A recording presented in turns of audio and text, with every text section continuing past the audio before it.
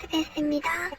Бэно SBS телевизэн Би үнэхээр тулгамдаад өнөөдөр дотор мөнгө явуулахгүй бол манай хүүг өөр газар руу зарлаа гинэ гэж нэгэн дуудлага SBS телевизэд ирсэн. Дараа өдөр нь барьцаалагдсан гих хүүтэй нэвтрүүлгийн ажилтан видео кол хийн ярив. Та яг одоо хаана байна вэ? би яг одоо оргоод цугтаачихсан нуугдаад байж байна. Пассвортаа бас булаалгачихсан байгаа.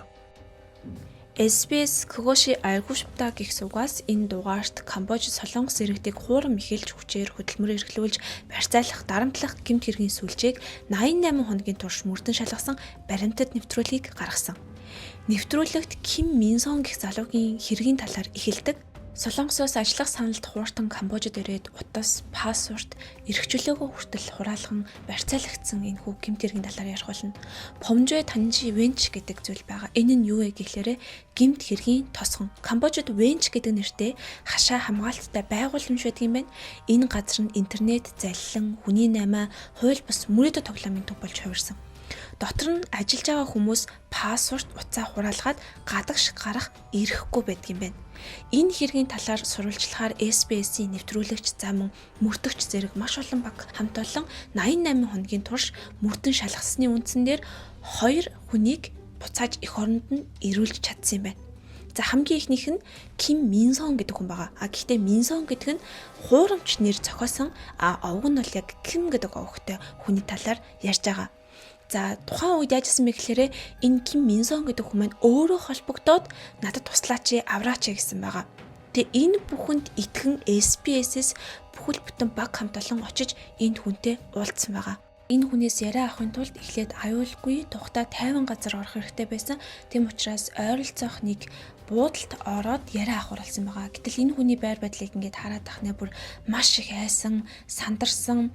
Тэг ингээд чекин хийж яхад хүртэл ийшээ тийшээ холгож алхаал байсгээл цочоол энэ тентгээ харсан байдалтай байсан. Яагаад ингээд яриа өгөр болсон бэ? Яагаад өөрөө явчих болоогүй юм бэ гэхээр ерөөсө пассворт байхгүй. Тэгээд Камбожид болохоор гадаад иргэнд туслах төв нь болохоор зөвхөн гадаад пассворттай тим иргэдэд л тусалдгийн байлээ. Ким Мин Сон гэдэг энэ хүнтэй ерөөсө хоёр хүн л холбогдчихсэн X мөн Энүү гэдэг хоёр хүн ерөөсө царайг нь харж байгаагүй утасны цанаас заавар зөвлөгөөг өгдөг байсан байгаа. Одоо чи тийг ингэх ёстой гэд.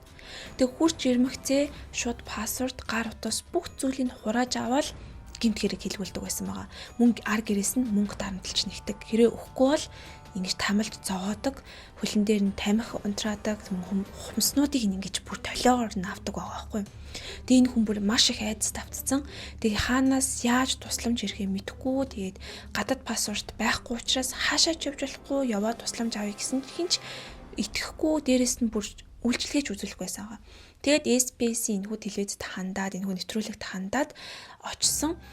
Тэгээ хүмүүс анхандаа итгээгүй SBS-ийн хүмүүс яг ингээд ир гэсэн газарт нь ирээ тэр хүн одоо очиход SBS-ийн хүмүүсийг ямар ч юм өгтөж байгааг мэдэхгүй шүү дээ. Тэгсэн ч гэсэн баг хамт олон бүгд итгээд энэ хүн дээр очсон байгаа.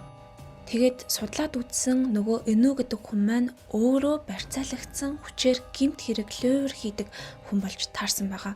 Мессежийг харсан чинь Өдөрт энд 17 цаг гаруй ажил хийж байна.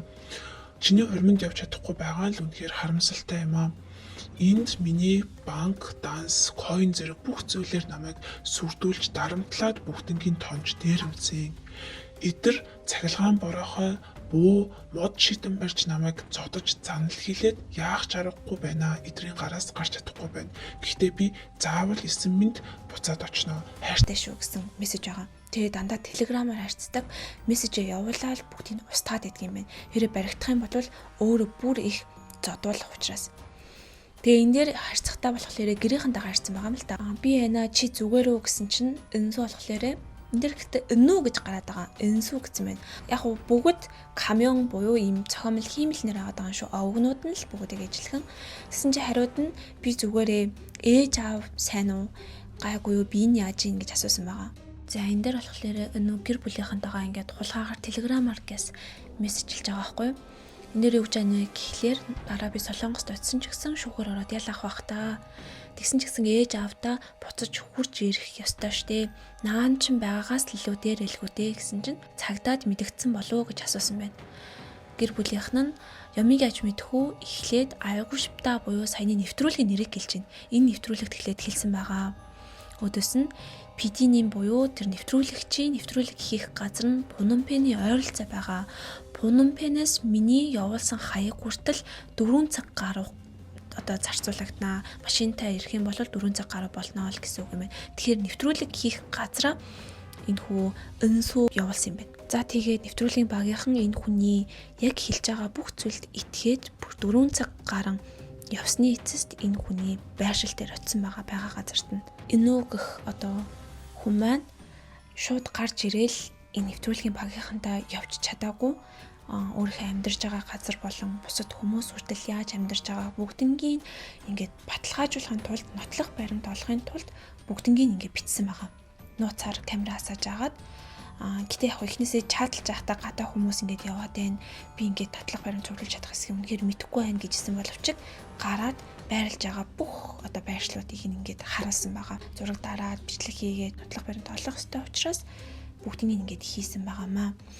Тэгэд харж байгаачлан энэхүү нэвтрүүлэг сурвалжлах баг нь тийм амархан очиод холбогдоод газрын байршлын тодорхойлол очиж пассвортыг авч өгөөл ингэчээгүй бүр 3 сар Камбожид нууцаар судалгаа хийсэн. Тэгээ гэмт бүлэглэлүүд хулгайсан хүмүүсийг зараад тэгээ бүр зайлж цугтсан хүнийг эргүүлж авч ирдэг тийм сүлжээтэй байсан байгаа. Тэгээ тэнд зөвхөн солонгосчууд биш Хятад, Вьетнам, Филиппин бүр манай Монгол хүртэл байсан гэд боддоо. Монгол хүмүүс хүртэл тэнд ингээд баригдчихсан байж исэн гэсэн. Тэгээ Камбожийн дотоод хууль, авилга, хяналтын сул байдлаас болоод ийм сүлжээ удаан хугацаанд оршин тогтнож чадсан юм шиг байгаа юм. Солонгосын төрийн байгууллагын оролцоо хангалтгүй байсан талаараас нэлээд олон хүмүүс шүүмжилсэн. Зарим хохирогч суллагдсан ч олон хүн алга болоод байгаа юм билэ. Мөн Камбож дахь гэмт хэргийн хотуудын бодит дүр төрхийг харуулж төр олон улсын анхаарал шаардлагатайг уриалсан байгаа. Хамгийн эцэст нь амьдралаа золиослон өрөө дарах гэж гадагш явсан тэд хизээ нэгэн цагт эргэж ирэх үү гэдэг асуултыг тавиад энэ хүн нэвтрүүлэг дуустав. Улсын хотын цагдаагийн газар хэлсэн байсан энэ нэвтрүүлгийн ачаар нотлох баримтуудыг үнэхээр сайн цуглуулж чадсан. Энэ хэргийг илүү бодиттой мөрдөж шүүхэд энэ нэвтрүүлгийн хийсэн 3 сарын судалгаа үнэхээр их хэрэгтэй байсан. Маш их хэрэг усан гэж хэлж илээ. Тэгээ энийг харах юм бол маш олон компьютер зам хүмүүс яаж ингэж тэг бүр ингээ хүчээр ийм муухай ловер хийж байгааг, ловерхийн амьдарч байгааг буцаад ядаж амьд мэд их орондоо харих юмсан гэдэг хүсэл тэмүүлэлтэй байгааг бол харж байгаа хаа. Энэхүү өнсөө гэдэг хүн маань 9 минут улс их орондоо эргэж ирсэн. Тэгээд цагдаа нарт өөрийнхөө бүх нотлох баримт бүх зүйлийг хэлж өгөөд ингээ байж байгаа юм бэ лээ. Эцэст нь гэж хэлэхэд үнэгүй зүйл хулганы хавханд л байдаг. Бүр манай монголчууд хүртэл энд байгаа гэж байна. Аль болох бүүнөрөө сэрэмжтэй тэгээд романс скин болон voice patient өртөхгүй байцгаая л гэж уриалмаар байна. За ингээд дараа жимшлэг хүртлээ түр баяртай.